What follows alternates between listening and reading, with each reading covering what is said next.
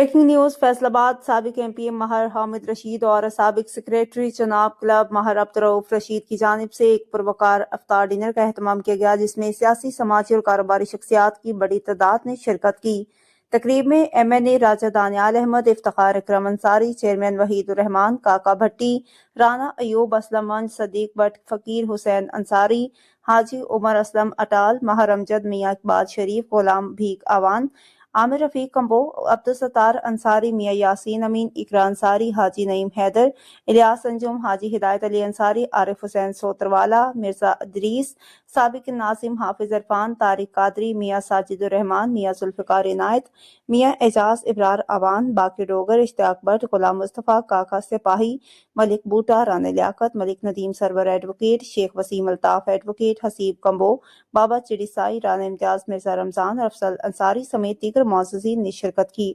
افطار ڈنر کے موقع پر مہمانوں نے باہمی ملاقاتیں کی اور رمضان المبارک کی برکتوں اور اتحاد و یگانگت پر گفتگو کی۔ شرکا نے میزبانوں ماہر حامد رشید اور ماہر عبدالرؤف رشید کی جانب سے دی گئی پرتکلف دعوت پر ان کا شکریہ ادا کیا۔